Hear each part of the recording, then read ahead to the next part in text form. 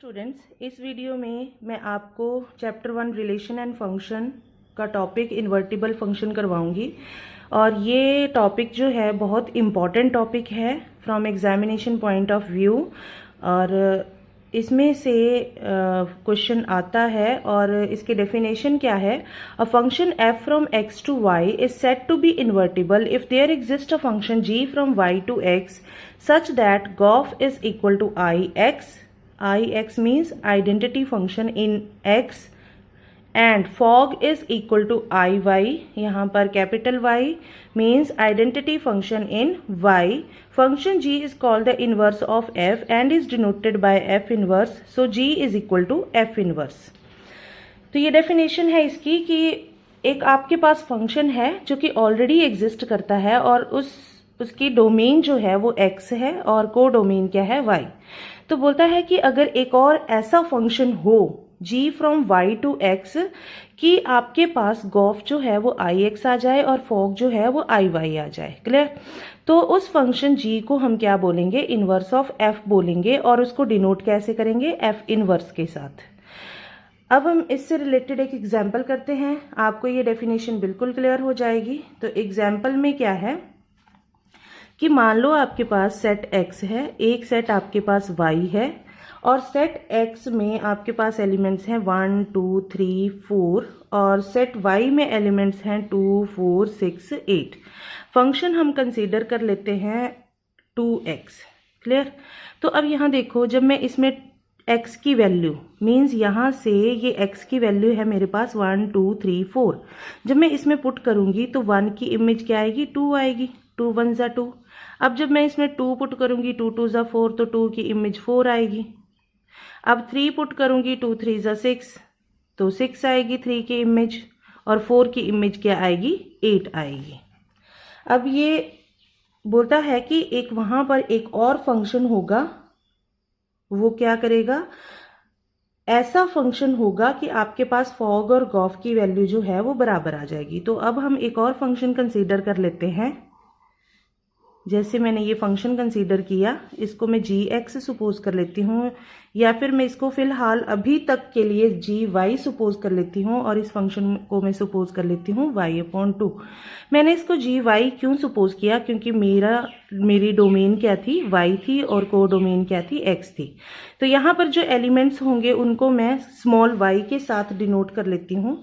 तो ये एलिमेंट्स मैं ले लेती हूँ 2 4 6 8 और फंक्शन क्या है, y/2। तो ऑब्वियसली यहाँ पर हाफ आएगा 1 2 3 4।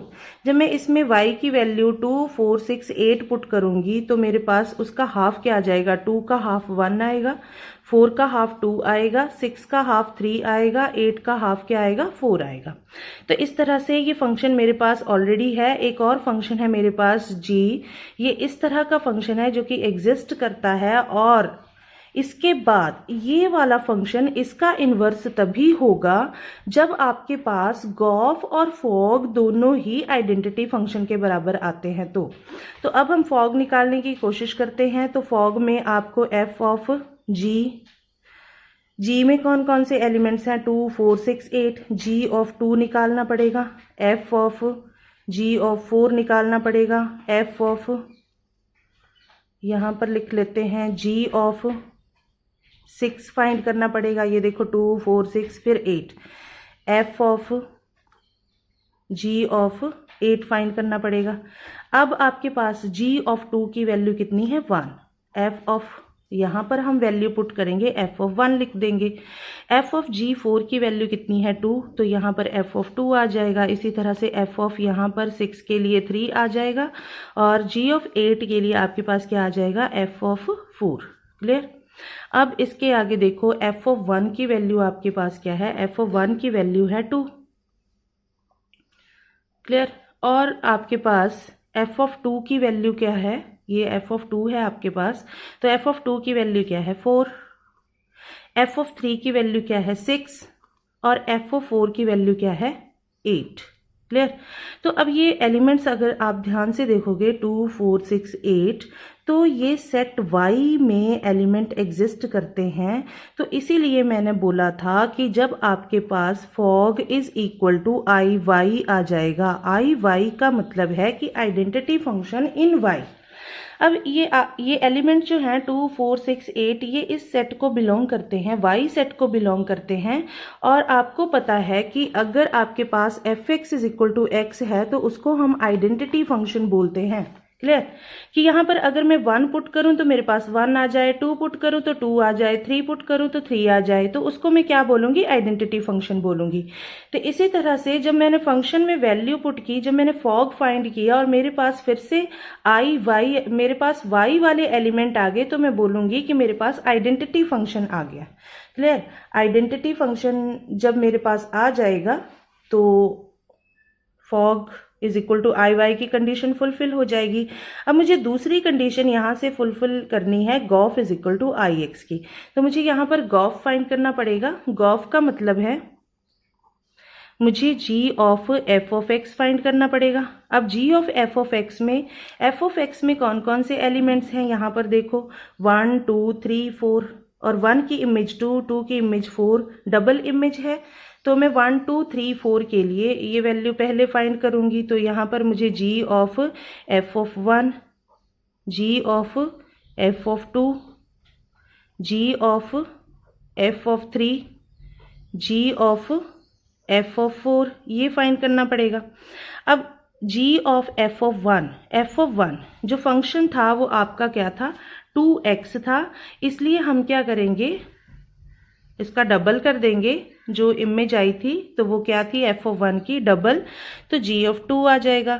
इसी तरह से इसका डबल 4 था तो g ऑफ 4 आ जाएगा। यहाँ पर g ऑफ 6 और यहाँ पर g ऑफ 8 ये आ गया। अब g ऑफ 2 आपके पास क्या है, g ऑफ 2 यहाँ पर देखो, g ऑफ 2 की वैल्यू है 1। ये फंक्शन कौन सा है, g, और g ऑफ 2 की वैल्यू क्या है, 1, मीन्स हाफ वैल्यू है। तो ये याद रख लो, 2 की वैल्यू 1 है, 4 की वैल्यू उसका हाफ 2 है, 6 की वैल्यू उसका हाफ 3 है और 8 की इमेज क्या है, 4 है, हाफ इमेज है। तो मैं यहाँ पर डायरेक्ट यहाँ पर हाफ लिख देती हूँ, 2 का हाफ 1, 4 का हाफ 2 और 6 का हाफ 3 और 8 का हाफ 4। अब मेरे पास गॉफ की वैल्यू क्या आ गई, 1 2 3 4। अब ये 1 2 3 4 कौन से सेट को बिलोंग करते थे, फंक्शन fx के लिए x सेट को बिलोंग करते थे। मीन्स मेरे पास अगर x सेट के एलिमेंट आ गए तो मैं यहाँ पर क्या लिखूंगी, gof is equal to I x.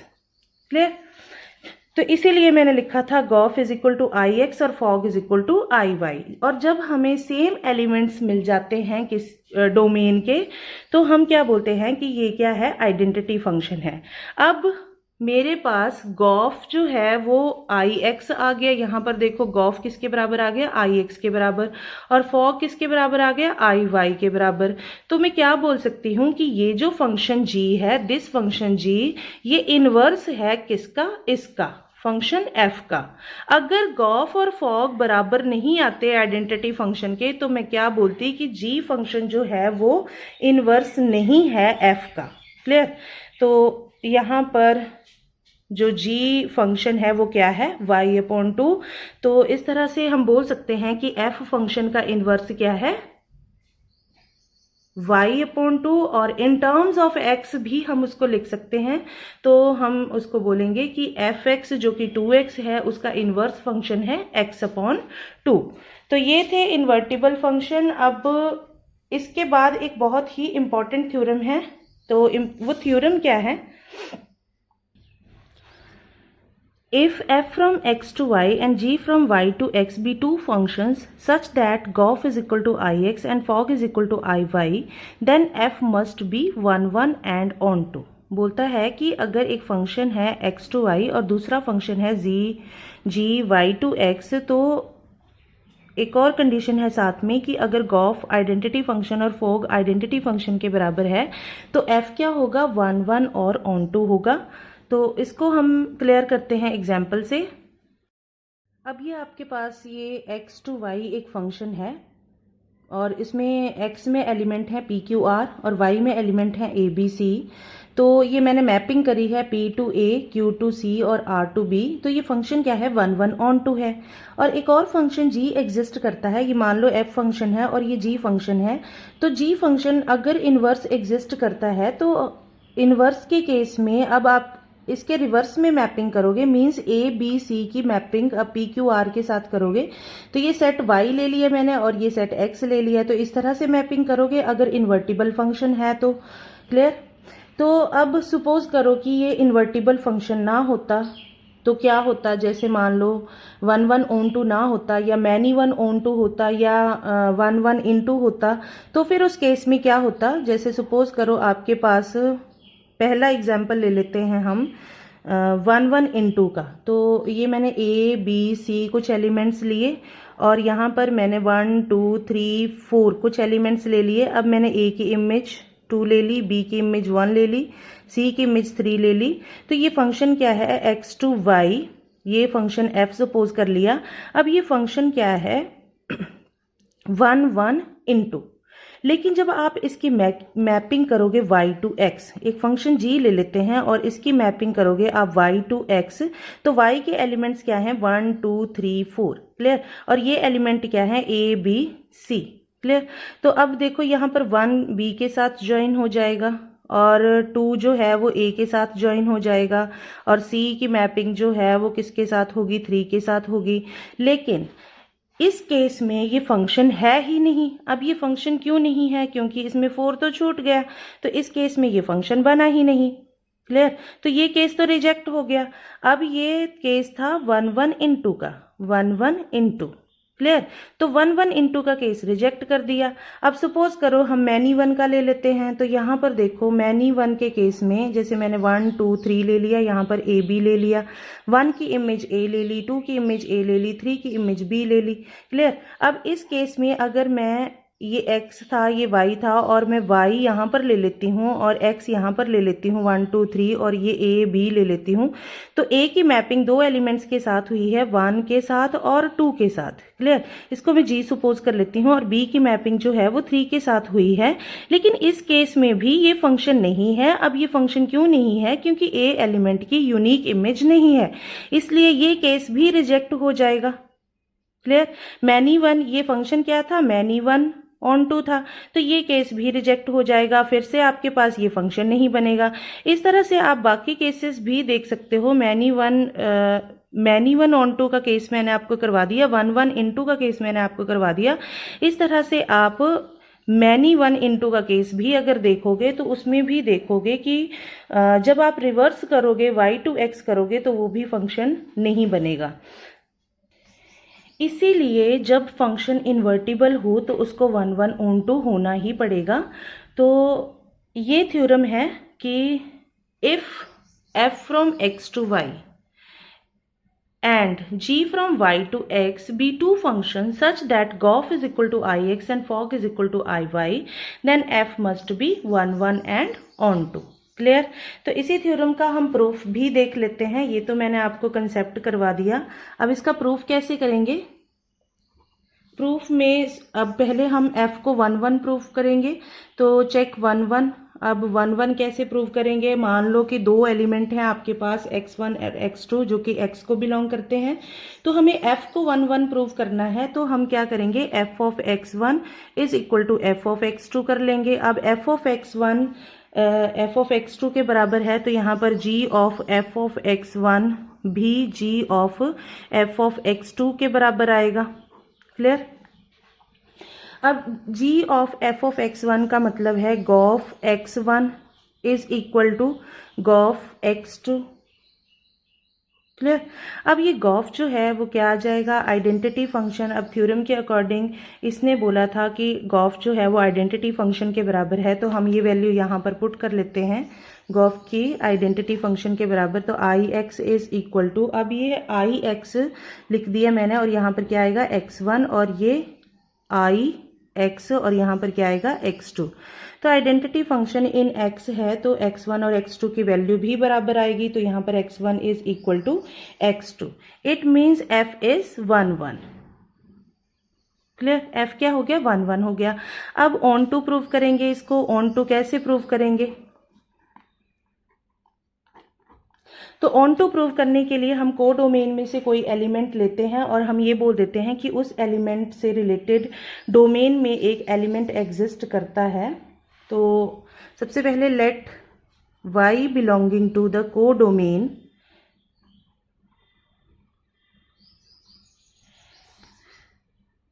B any element. तो इसमें क्या करेंगे, G Y is equal to X कर लेंगे, ठीक है। और आपके पास जी वाई जब x के बराबर है तो दोनों साइड हम f ले लेते हैं। तो यहाँ पर क्या आएगा, g of y is equal to g of x। अब ये क्या बन जाएगा, फॉग बन जाएगा, f ऑफ g, यहाँ पर y is equal to g of, यहाँ पर क्या आ जाएगा, यहाँ पर अगर मैंने f लिया था तो मुझे यहाँ पर भी f लेना है। तो यहाँ पर सॉरी गलती हो गई, तो यहाँ पर क्या आएगा, f ऑफ x आ जाएगा। अब आपके पास ये क्या fog y is equal to f of x के बराबर है और हमें थ्योरम में गिवन था कि फॉग किसके बराबर है, आई y के बराबर है। तो यहाँ पर फिर से मैंने स्मॉल y लिख दिया, यहाँ पर आएगा कैपिटल Y। तो यहाँ पर देखो, अब ये फॉग y को हम आई y इस तरह से y element is equal to f of x लिख सकते हैं। अब आपके पास y किसके बराबर आ गया, ये एलिमेंट जो है वो किसके बराबर आ गया, f ऑफ x के बराबर आ गया।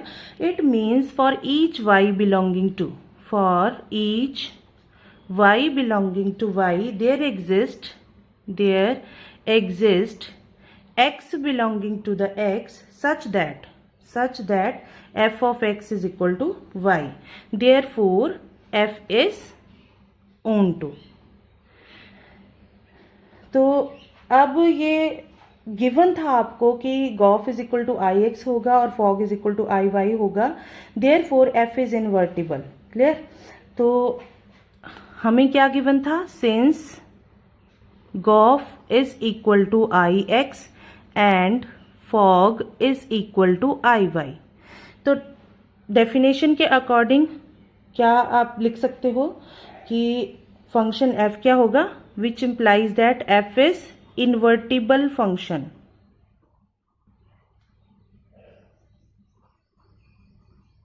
और थ्योरम में हमने देखा, साथ में हमने ये एग्जाम्पल्स भी किए, तो हमने देखा कि f जो है वो एंड, और ये तभी पॉसिबल है, therefore then f must be 1 1 and onto, then f must be 1 1 and on to.